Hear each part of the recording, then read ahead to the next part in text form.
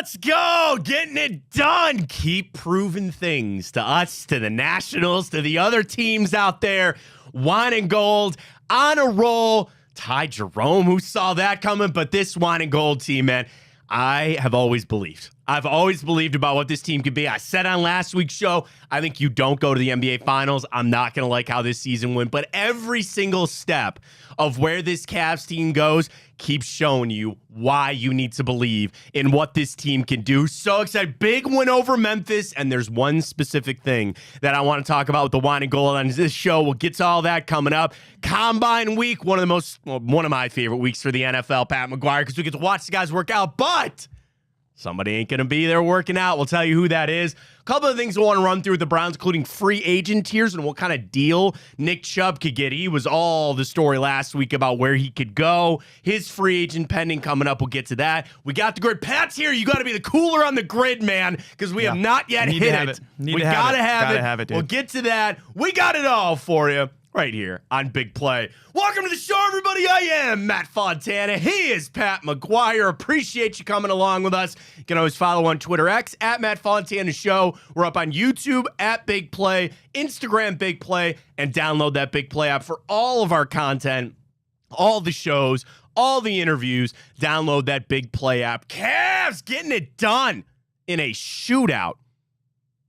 I took the under, Pat, and it's like the Grizzlies are the number one pace team. Cavs kept with them, and they got a nice win over the Memphis Grizzlies on Sunday night. And I wanted to start with that this morning, talking about the Cavs, because have they not proven that they can beat anybody? Now, the thing is, when you talk about a 7-game series in the playoffs, that is different. And I'm not sitting here trying to tell you that I don't respect that or I don't understand that. I get 100% where you're coming from. But this is what I want to look up this morning. The Cavs' record against teams above 500. Pat, they are 22-6. 22-6. They only have 10 losses on the year, 6 of them to teams above 500. Dude, we are 47-10. 47-10. Wow. Did not see that coming. But the record against the teams above 500. And, you know, this show is not live per se. It's live to you as you're watching it, but Pat and I are recording this Monday morning. What team scares you, Pat? Like, I think it's a great question for a lot of the fans out there as we watch. Okay, we've gone up against the Celtics. Maybe they got our number a little bit, all right? The Knicks, do they strike any fear to you? Not really. The Bucks, I think they're like the new hot, like sexy pick here for a lot of people. Oh, watch out for the Bucks, and Giannis is very good. Then we go out west. Okay, we've had good battles with Oklahoma City. We just beat Memphis. That was a close game. The Nuggets, meh. Okay, we'll see. The Lakers, the Rockets. Those are the top 5 teams in the West. And I sit here and I really ask this question, what team are you afraid of in basketball? And I can only come back to one answer, and I think it is the Celtics. And the Celtics are the odds-on favorite in Vegas. They are maybe the best team in basketball. I think we are the best team in basketball. Like, that's where I'm going to go. That's where the power rankings are leaning. And everybody when we have this conversation is inevitably going to always turn towards, well, the playoffs are different and a 7-game series is different and all that. But I just look at the matchups, and I'm sorry, I'm going to put stock into the regular season. It's been hard because when we had the LeBron years, don't nobody care about the regular season. And I think even in the grand scheme of the NBA, there are a lot of teams that go, okay, well, let's see how the playoffs go. I'm going to look at some of these games and question. It's like, when when NFL teams say they were going to do a self-scout in the bye week. When I look at what the Cavs are, if I was an opponent getting ready to play the Cavs, what is the recipe to beat the Cavs? Okay. We have seen 3-point barrage teams. We've seen pace teams. We've seen big teams, small teams, defensive teams. And I think we always still come out on top. There is a fear about the Cavs peaking too early. And people wondered about that, okay, yeah, that great start to the season. Man, we have not hit a lull. I don't want to hit one. Somebody's like, well, sometimes that can be good. No. I want to keep this going. I think Reflux and we have clinched a playoff spot We could lose every single game on the way out. We're still in the play-in tournament. Is that not insane? It's not even March. It's not even March. And we have already, no matter what happens, going to at least be in the play-in tournament. This team has been so much fun to watch. And I'm going to start walking around a little bit taller. I'm going to start puffing my chest out a little bit here because I really think that they can take it to any team. And, again, you want to talk about a 7-game series. You're worried about what that dynamic might look like. I see the Cavs week in and week out. I mean, Pat, we've not lost 3 games all in a row all year, right? We lost back-to-back games, but we've not. As long as you don't play the Hawks in the play-in. I know. You know what I mean? Freaking Hawks, right? And think about those That's two. the only team that scares me, legitimately. Right. Somehow they got us on that. Some on that. Knocked us out of the play or the in-season tournament thing there. But it's a means to an end. Like, that is where I'm starting to watch this team. So if I'm feeling that, then Donovan Mitchell is feeling that. This team is feeling that. We got to talk about it too. Desmond Bane is now, he's starting to creep up that list of just like, and the fact that the Cavs, and I know Ken Carmen and Anthony Lyman talk about this a lot, and I think they're right on with this. The Cavs are out to send a message to the fans, to themselves, but to the rest of the teams. We're not going to get pushed around. We are not going to be because that's the other thing of that list I told you about, 3-point and pace and all that kind of stuff. The other thing, we're just going to be uber physical with them. They have shown that they will come back and be uber physical. Do I really like Donovan Mitchell, my star player, tussling on the ground with Desmond? Not particularly.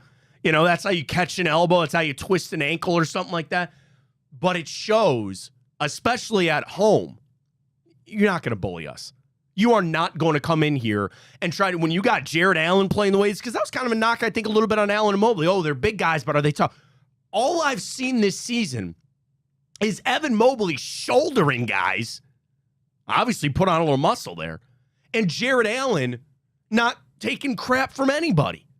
Then that sprinkles its way on down to Donovan Mitchell and to Ty Jerome and Sam Merrill. Like, that is what I'm talking about with where I see this team being right now. They seem to have everything clicking. So I asked this question, Pat, and I'll ask this to you. What teams legitimately scare you in the NBA? What teams? It's only the Celtics. I think it is like only the Celtics. Because the thing that I think about, too, like, for whatever reason, the guards being tough this year, Sam Merrill getting his nose in there, Ty Jerome being the badass. Totally thought you meant the Cleveland Guardians. I'm like, yeah, come on. What did I say? Yeah. Did I say the guards? Let's go. No, but spring training is back. Yeah, it warms us all up. That's right. But all the guards being so tough is such a big thing for me because, like, I think back to that Knicks series where the Cavs got absolutely punked, and then the Magic gave the Cavs a run for their money in the playoffs as well. I think that was last year. This just feels so completely different because the guards are in there making it easier on the forwards, I think. I don't know why that would be, but the toughness just feels different this year. No, and I think that was going to be a deficiency. You have 2 smaller guards in Mitchell and Garland that are not stellar defensive guys. I think a lot of NBA defense is about effort, and yeah, there's some guys that are, they're elite defenders and all that, sure, fine. But that was going to be something that you could attack. And now with DeAndre Hunter here, who's been awesome in his week and a half, 2 weeks here. It's been great to see from him. Like, if that is the 1 week, now you get to focus on that. And it comes back to a mentality standpoint. And I like what I saw again in that Memphis game, that you are now the hunted. You are the one that teams are coming in knowing that they are not the favorite. Memphis should be favored in a lot of games that they play. The Oklahoma City Thunder are going to be favored in a lot of games that they play. When they face the Cavs, they won't be. And it's the same thing. It's the same question. Who would not be favored or who not be the dog against the Cavs? Probably just the Celtics. That's it. And eventually you're going to have to go through them, and I think it'll be in the Eastern Conference Finals, which will be a great series. And I say this about the Celtics because there's a mystique about them, because they are the champs, because they have elite players, and I think the Cavs certainly have elite players too. But when you talk about the intangibles, when you talk about the little things out there, there is a mental thing there. And I think the unfortunate thing for the Cavs is this: the Celtics do not take the Cavs lightly. And nobody should. At 47-10, nobody should. But That is where, when all the chips are on the table in that Eastern Conference Finals, and it's the Cavs and it's the Celtics, it's going to come down to some of those little things, the hunger, the fight. And then, frankly, I think where the Cavs have an advantage is the depth. You know, I like that Celtics team a lot. Jason Tatum, Jaylen Brown, Porzingis, Derek White always seems to stick it to us, and Horford. But beyond that, do they have Peyton Pritchard? But, like, I say, do they have their, like, Ty Jerome? Do they have a guy like DeAndre Hunter? You want to match up top 4 for 4, sure, and maybe I'll even give you the edge to the Celtics there. Beyond that, I think I'm going Cavs. And I think that's going to be when a 7-game series plays out. And I know you the old saying is what? You play 8 and you trust 7 in the playoffs. That's it. You have 3 guys coming off the bench, and that's going to be it. We probably know the 3 that it's going to be. You only trust the 7. But all these things, every little turn of this regular season is just keep proving to me that the Cavs are built for this and they're ready to go. And again, 22-6 against teams above 500. They have, what good team have they not beaten? Maybe the Rockets? Oh, I hate the Rockets. You know, the Rockets maybe got something. Sengun or whatever his name is. Sengun. Yeah, him and Desmond Bain are making our way Thompson up. And, I'm talking about just the Rockets. Yeah, they're Dude, a tough team. Desmond Bain, what the was that?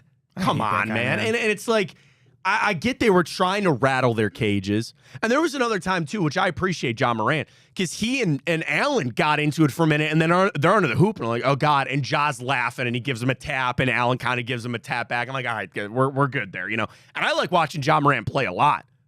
He ain't going to be in Memphis much longer. No chance. No. See, look, and again, they're second in the West, which I get.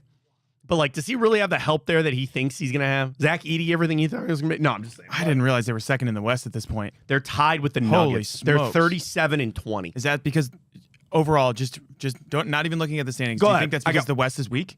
Here you go. Oklahoma City, 46-10. Wow. Memphis and Denver are tied for second, 9.5 games back. Okay. The Lakers, 34-21, are 11.5 back. The Rockets are 35-22, also 11.5 games back. Then the Clippers have the 6th seed. They're just 31-25. Now, here's the crazy thing. The Pistons are the 6th seed in the East. They're 31-26. So, like, there's and the Celtics are only 6 games back from us, but the East and the West are almost carbon copies of one another. You have one team out to a pretty big lead. Then you got like 2 or 3 teams that are kind of right there, right behind them that you believe in.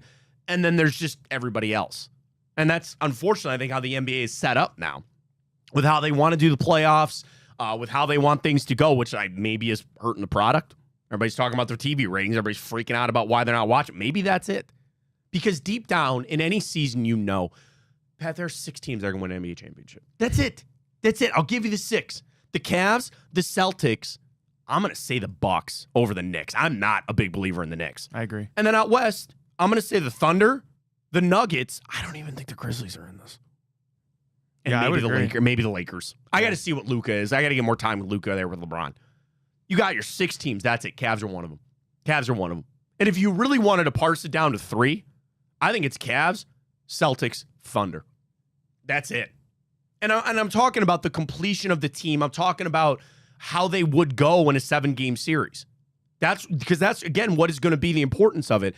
Also, the Cavs, like some of these other teams, maybe not so much the Thunder, but they have years of now experience. The Celtics certainly do. Of like, in those early games, those early round matchups, get the hell off the floor. Sweep them, get out in 5, and get your rest. You know how important that's going to be.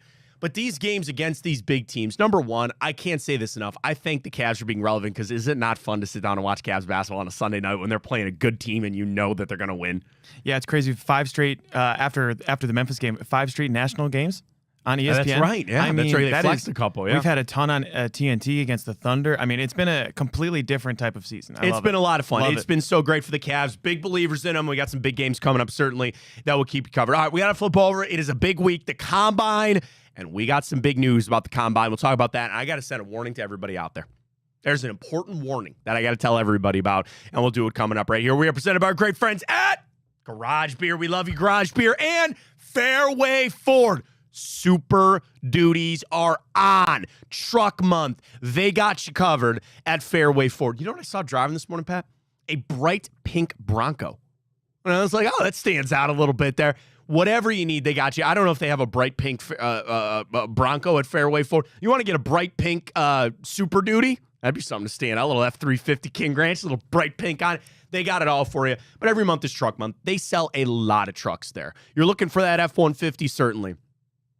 I got to admit something. This is on my algorithm, I think, for Instagram. It's boating fails. My brothers and I, we have a boat. We like to go fishing. And it's a lot of like Florida. And it's people that go in the inlet and they just get destroyed by the waves. You know, the other thing, sitting on the boat ramp with a truck that can't get the boat out of the water, you know? And there, you see that sometimes around Cleveland. You're like, you should not be pulling that with that vehicle. The safe hauling vehicles are at Fairway Ford. You have you have a camper. You've got construction equipment. You got a gooseneck trailer. You got something big you got to haul. You have got to be safe. And all that technology now, the trailer sway technology that they have, the automatic braking, you need that vehicle to haul something, get over to Fairway Ford. They got the trucks. You see it there, up to $8,000 off. APR as low as 1.9% for that truck, that vehicle that you need. Commercial side of things, certainly. Construction, I know plowing, hopefully we're done with that. But whatever you need on the Super Duty side of it, which is kind of niche. I don't think many people are out there really searching for Super Duties, but if you need one, you know where you need to go. That is Fairway Ford. Add them to your search. FairwayFordOhio.com. It's that simple. FairwayFordOhio.com. They have a chat feature right in there. You can search strictly just by Super Duties. F-250, you need the 350, you need the dually. What are you looking for? They got you covered with excellent service. Over 20 years, family owned and operated, a veteran sales staff, an amazing service department. And folks, it's a short drive to Canfield. Short. I'd make that drive for $8,000 off a vehicle. I make that drive every day of the week if I could to get $8,000 off to a vehicle there. They got you covered. And the pre-owned lot, stocked with the Super Duties on the pre-owned lot as well. Go check them out, fairwayfordohio.com. We roll on Combine. He ain't going to be there. We'll talk about it next. Stay with us.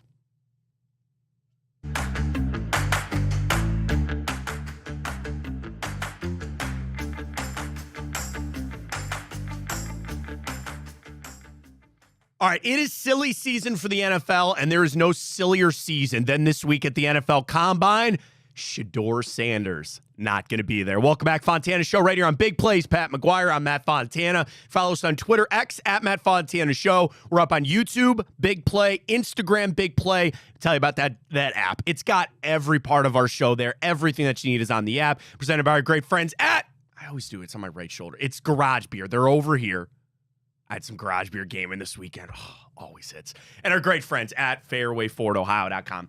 So this is a report coming out. Sources confirmed to Jeff Legwold of ESPN that Shedeur Sanders will not be working out at the scouting combine this week in Indianapolis. Here's the write-up. Though Sanders won't work out at Lucas Oil, he will meet with teams in Indianapolis. Quarterback scheduled to arrive on Tuesday. Combine, of course, officially opens on Monday, and they will work out on the field on Saturday. It's also not known if he's going to go through medical exams that happen every year at the Combine. Quick side note on that.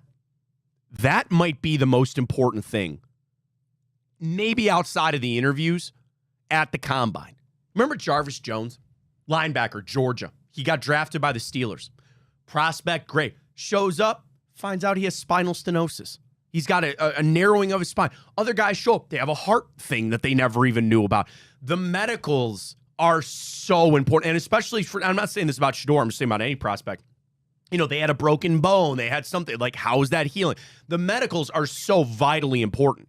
So that all aside, Shedeur is not going to work out. He's got his pro day coming up. Is he really in a position to skip the Combine? I'm asking that as somebody that would prefer Cam Ward, but I also want the Browns to take a quarterback. And if it is Shedeur, and if Cam goes one, like I think he's going to, and the Browns are comfortable taking Shedeur, I want them to draft him because I need a quarterback. Mason Graham is fine. All these other guys are fine. Abdul Carter's great. I need a quarterback. I want the Browns to take a quarterback. With Shedeur and the leaking of the Madden stuff, and I think the games are on, Why is he skipping the combine? Why? Usually guys don't work out at the combine for one of two reasons. Number one, they are hurt and they're battling something and they just want to get healthy. Does not seem to be the case here.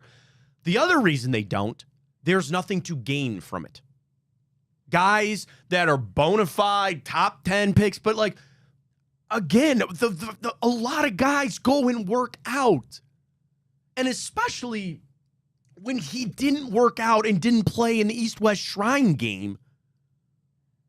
Why? I am very confused by this. And I know people would scream and say, well, it's not that important. It's the underwear Olympics and throwing on air. I don't like it. And that's coming from, I'm going to admit my bias in this, that I want Cam Ward, that I'm still a little iffy on Shedeur. I don't think that's a good idea, Pat. I really do not think that this is a good idea from Shedeur Sanders. And it's going to make my head go where? Dion. Like there's something, and I know that everybody has said in the interviews with Shedeur, he comes off so mature and so polished, and he comes off like a guy that's been around the NFL his whole life because his dad's a freaking Hall of Famer. That is all a fact. That's a fact. Pat, I'm going to ask you a tough question. Why isn't Shedeur Sanders working out the combine?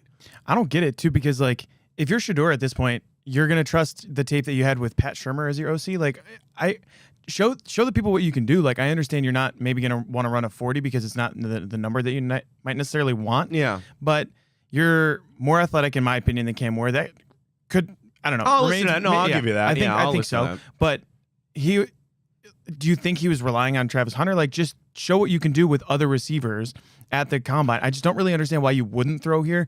To my mind, it can only help him. I don't really understand why he wouldn't do it. I don't understand. And talking about Travis Hunter, by the way, he's working out with the defensive backs just so he can do both because the DBs go before the wide receivers. So think about this. If he went with the wide receivers, he has no chance to work out with the DBs. If he works out with the DBs, the wide receivers work out the next day, and the combine has invited Travis Hunter to do both if he wants to. So there is that chance. Now, this could also just be a trend. Because last year, Caleb Williams, Jaden Daniels, and Drake May all didn't throw at the combine. Those guys went 1, 2, and 3 in the draft last year. So maybe this is a trend of people just saying like, oh, we're just going to devalue. It's become the NBA All-Star game. They're like, you know what? We don't even care about this anymore. We're not going to do it. But like for Shedeur, he's going to be a top 5 pick, right? Right? That's where I just keep thinking about the Madden stuff. And all. Is he starting to maybe get the sense that he's not? And people are like, oh, the Raiders will take him or the Giants will take him. Even if the Browns or the Titans don't take him, like all that. I'm not trying to make a mountain out of a molehill. This is the comments. I'm going to tell myself this right away. It's the combine. I get all excited about it because I enjoy it. Is him not throwing the worst thing in the world? No. Is that going to change some teams' evaluations of him? No. If you think he's worth the 2nd overall pick, the Browns are going to draft him with the 2nd overall pick. That's how that's going to go. But this week, with all this other stuff circling, like, and they're going to interview him and they'll talk to him and that'll be great and all that kind of stuff. I don't know. I just thought it was weird. And especially what's going to happen. Here's what you got to guard against. There's going to be somebody. Maybe it's Jackson Dart.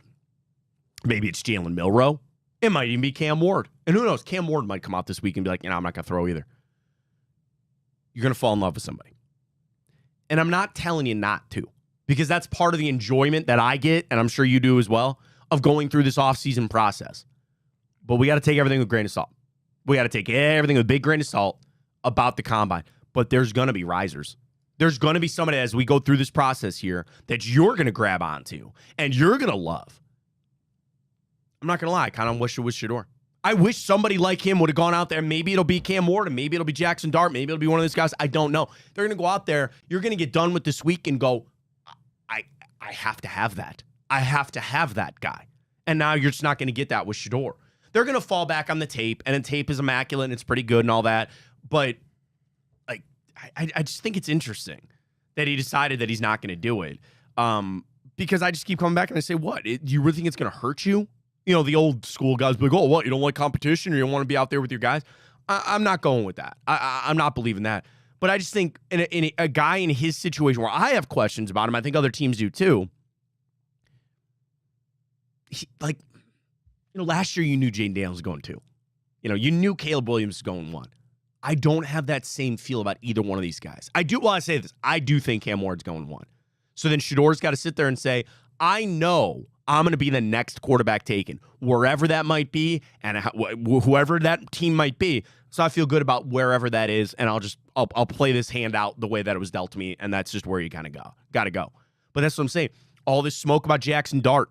I got draft people, Todd McShay saying that they might even take Jackson Dart on the same level as Shedeur Sanders. What does a good combine do for him then? Jackson Dart. Hey, that start to, I'm just bringing up. And this week, talking about the Browns too, don't forget, this is going to be a big week for them because there's going to be a lot of conversations happening.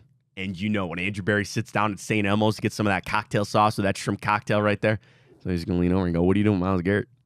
What are you going to do? I'm steadfast. They're not trading him before June 1st. I said it on last week's show, Pat. I said I'd go jump in the lake.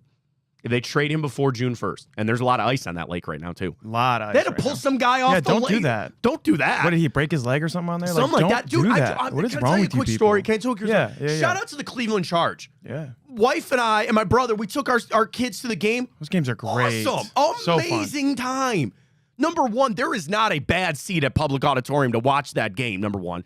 Tickets are like $10. Bro, I go to the concession stand, popcorn's $2. Love it. Beers are $6. Awesome time. Shout out to the Cleveland Charge. Yeah, huge. Fantastic time. So we're driving down the shoreway to go to Public Auditorium. I look out at Edgewater. People are walking out on the ice. And I go, listen, my brothers are ice fishermen. They got the gear.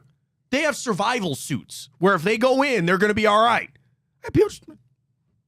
And then you hear, they got to go pull somebody off the ice, or the ice breaks and they're on an ice float floating out to Canada. Don't do that. But I did say last week, if the Browns trade Myles Garrett before June 1st, I will go jump in the lake. Okay. I like that.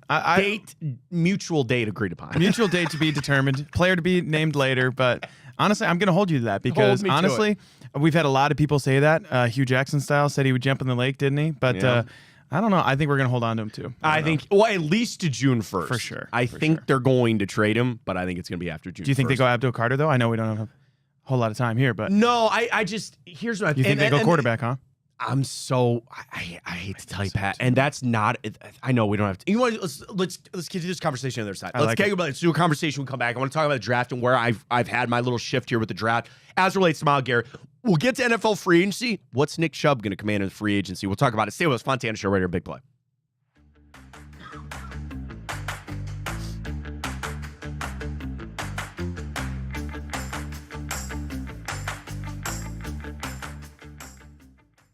All right, this works out because we're going to talk draft anyway a little bit coming up. Free agency tiers as well from Bill Barnwell.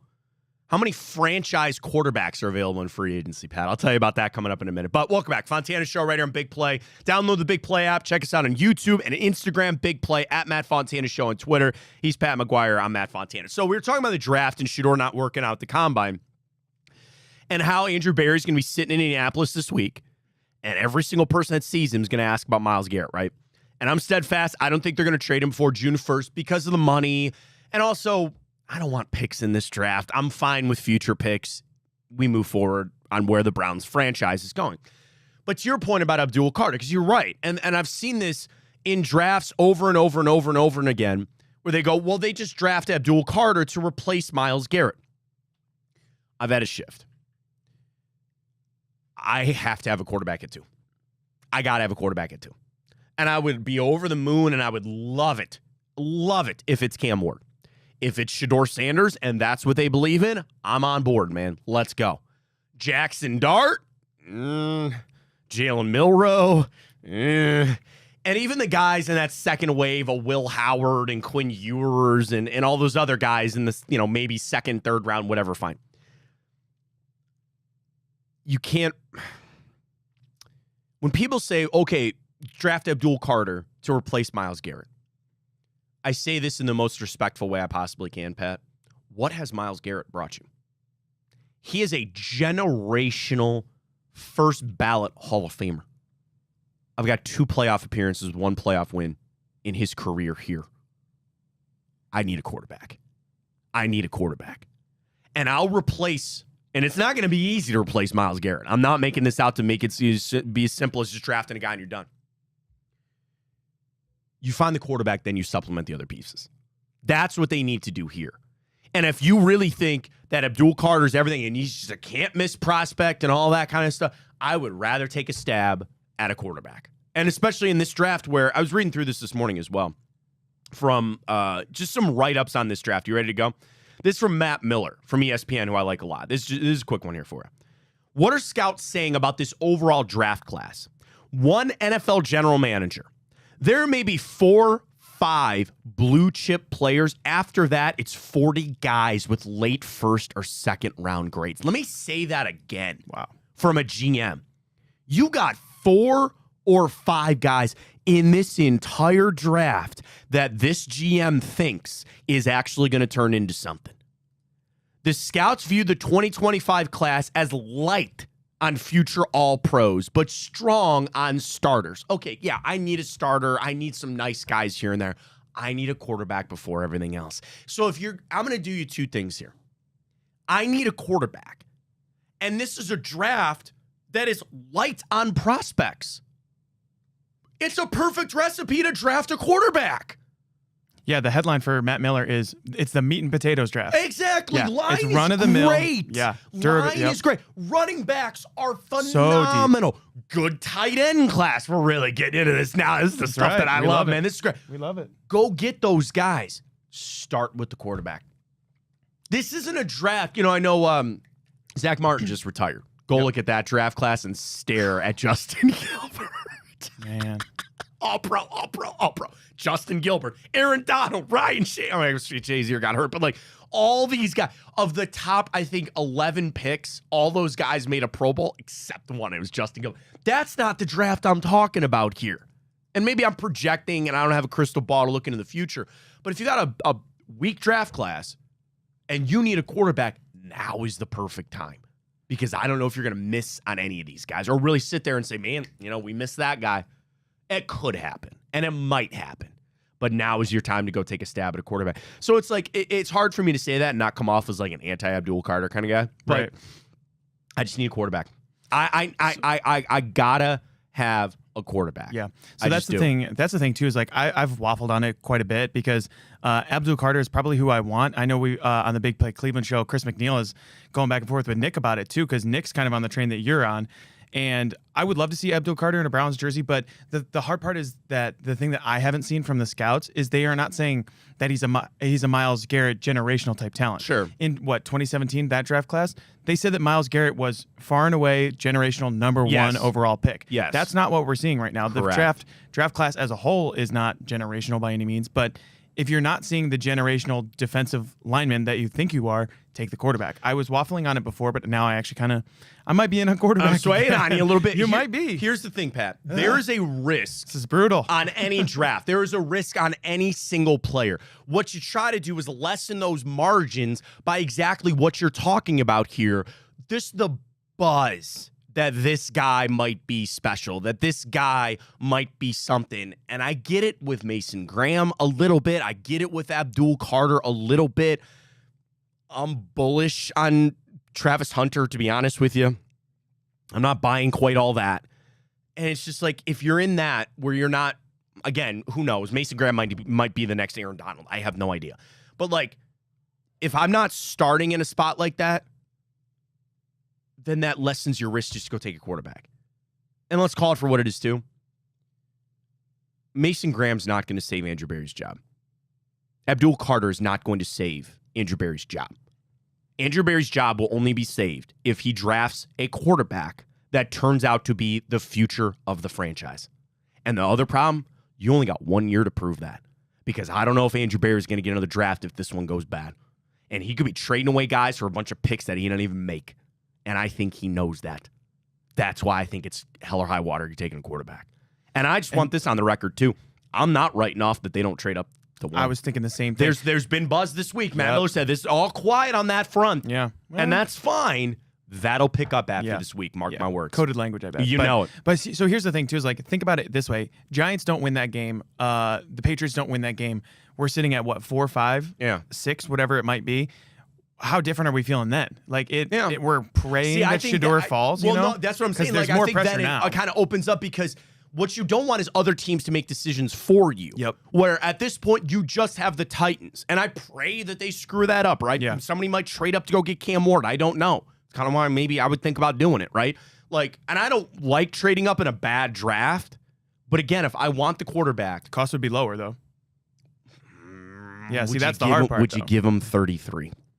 No. To just Not in this move up draft. one spot. Not in this draft. Okay. But I think the Raiders, too, that's happened to them the past couple of years. Like, they've hoped that someone falls in their lap, and then they got swiped right before. They got Exactly. sniped, I mean. Exactly. So, and that's why you see why they're in, Pete Carroll land right now. Like, it's Yeah. just a really strange organization. So we're lucky we're at 2, thank God. But That's a nice, good way to put it. There's a really strange. yeah, all in all, I mean, like, haircut wise, personnel wise, you know what I'm talking of all about. But I would not envy their position. Let's put it that way. All right, let's get to free agents. Bill Barnwell, let's hear them on out, including a potential deal for Nick Chubb. We'll tell you what it is. Stay with us.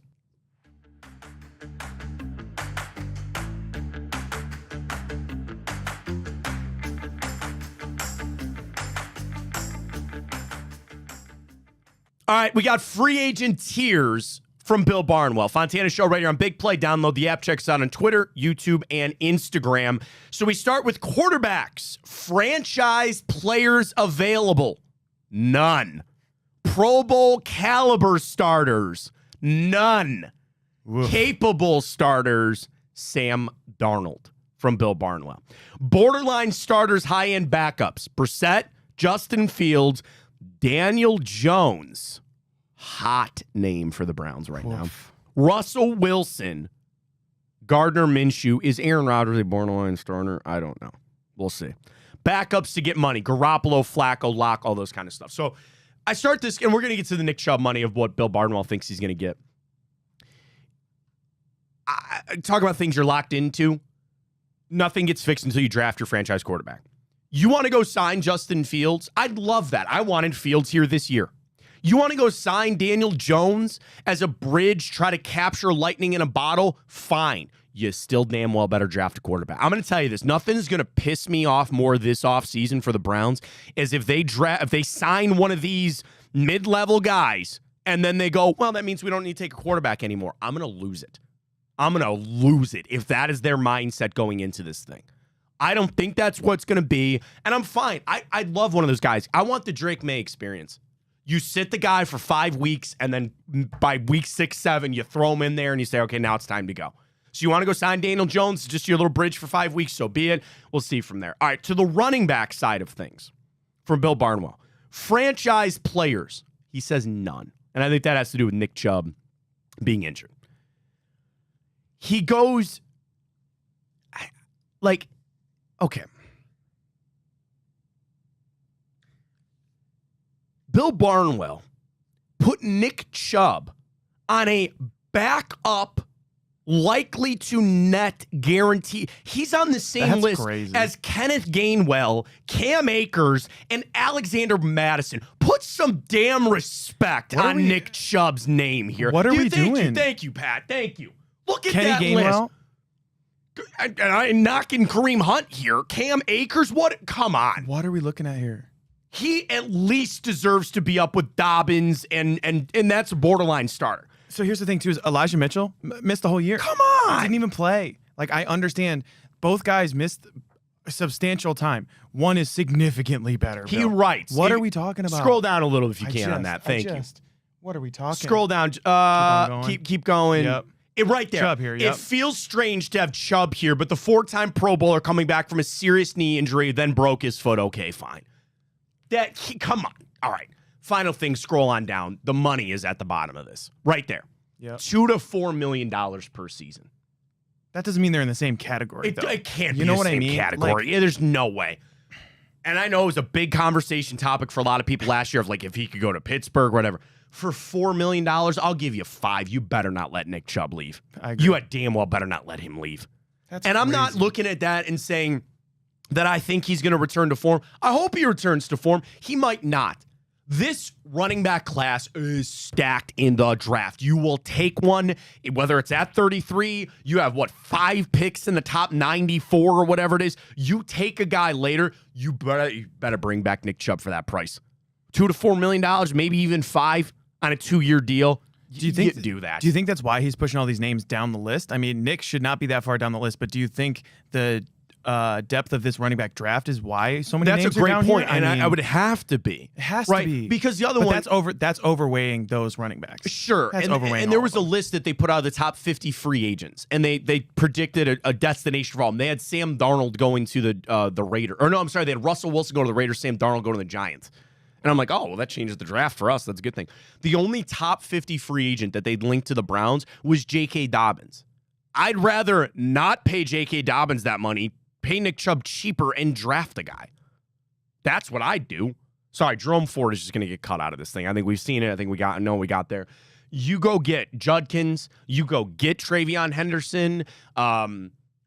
Even some other guys like Nick Singleton out of Penn State. I'm a big Ollie Gordon guy. Out of Oklahoma State. He's a big guy. I like it. Had a down year. Maybe that's good for us. I'm just saying there's so much other depth there in this draft that maybe that's why it knocks it down there. But I just thought that was a little disrespectful from Bill Barnwell. And if that's the money you're going to get for Nick Chubb, you would damn well better sign him. All right, Pat. You're here. Ridiculous. If we get this, then we know it's just Ryan. If we get this, then we know it's just Ryan's fault. The Immaculate Grid. Next.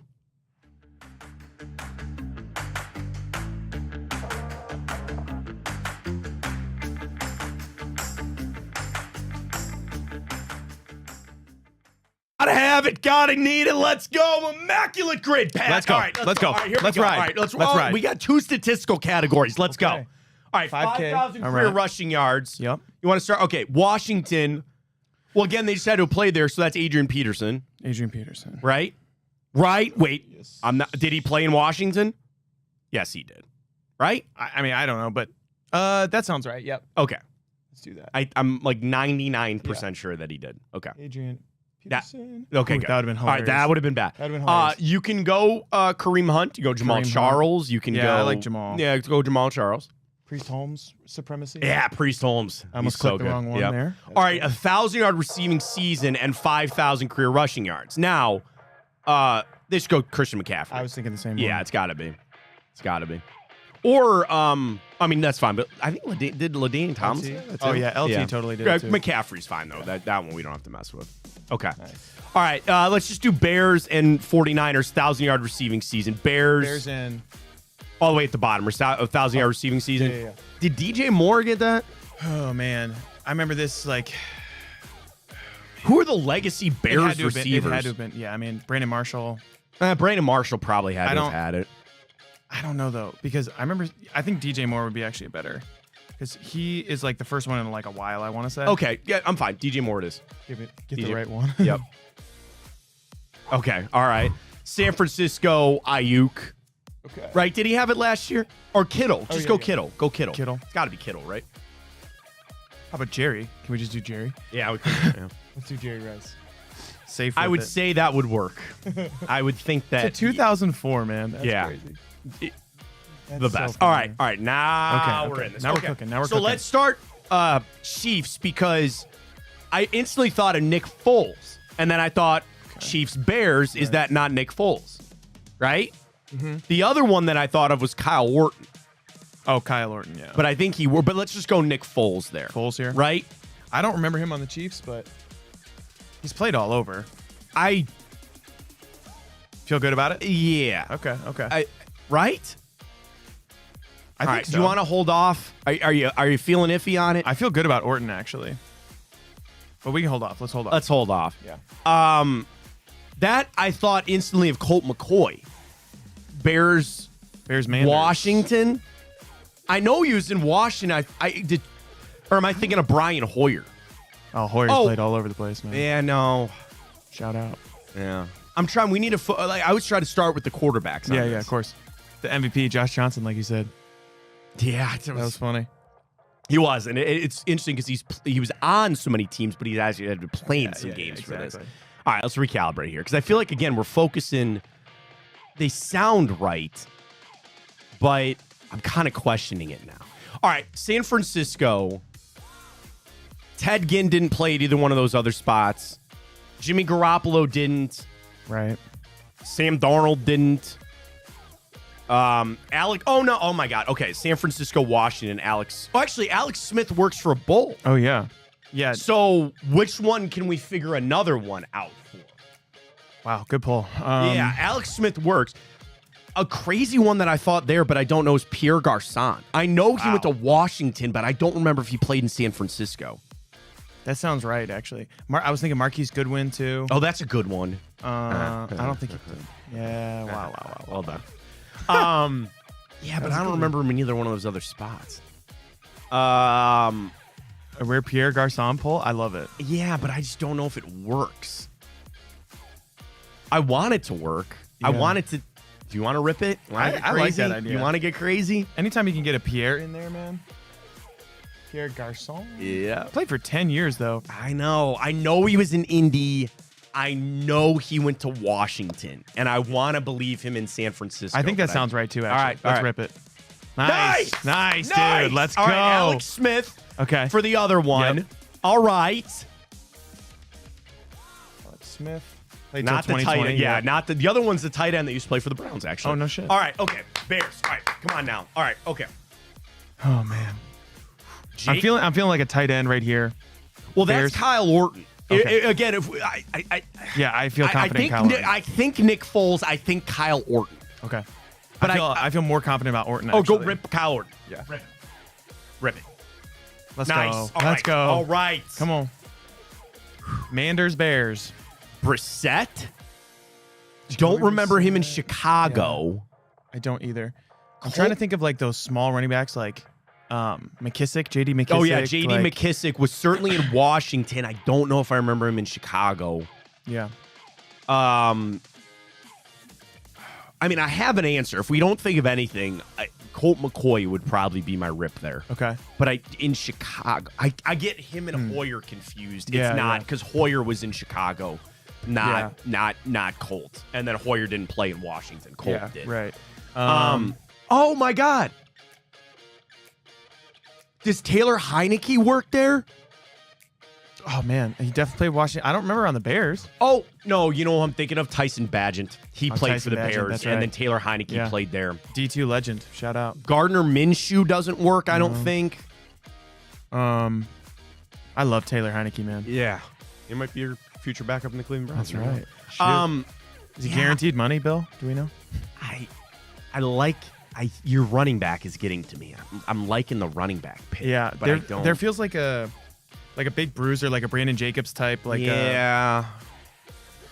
All right, wide Brian receivers. Westbrook. Brian, yeah, that era. like.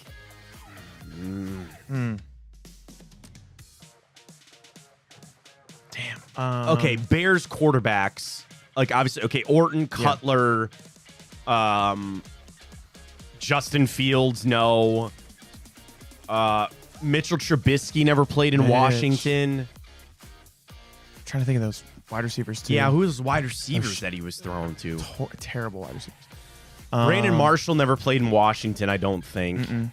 Diami Brown never played over there. Well, that's a pull. Yeah. Good pull. I don't think so. Jahan Dotson. Jimmy Graham never played in Washington. I don't think. I don't think so either. Ryan Kerrigan spent his whole career with Washington. Commanders. I'm not feeling any defense, but Kickers. Can we go to Zayner, Austin Seibert.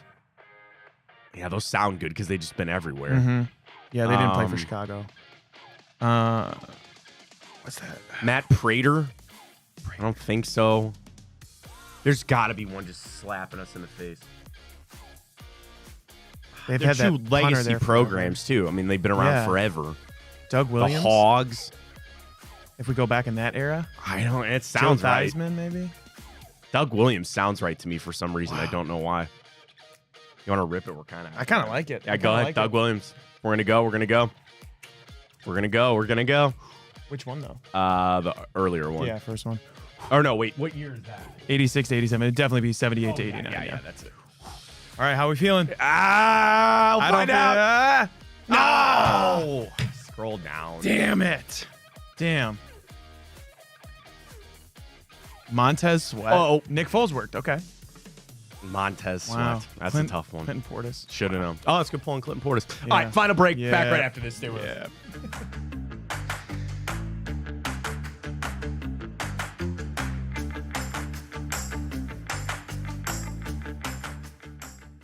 I appreciate everybody joining us on this week's show. A little bit different. Had to move it up on the schedule. So, Pat, I really appreciate you coming in. Download the app, Big Play app. We're also up on Twitter, Instagram, YouTube, everywhere. Just search Big Play and find all of our great shows.